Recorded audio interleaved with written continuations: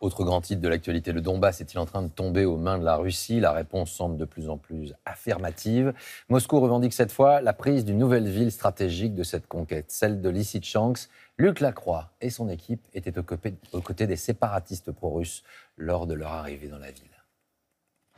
Le drapeau russe qui flotte sur l'hôpital de Lysychansk. La ville vient de tomber. Nous sommes parmi les tout premiers journalistes à y entrer.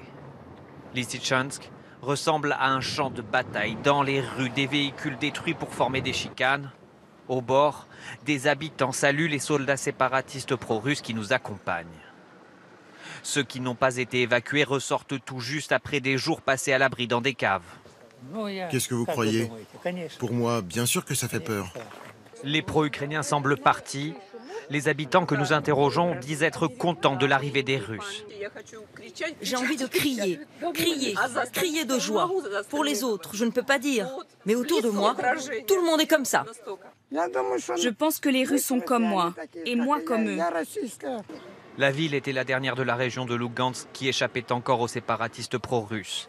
Alors leurs soldats veulent montrer une bonne image de ce qu'ils appellent une libération, comme avec cette distribution d'aide alimentaire. Voilà du sarrasin et des pâtes. Vous avez de l'eau?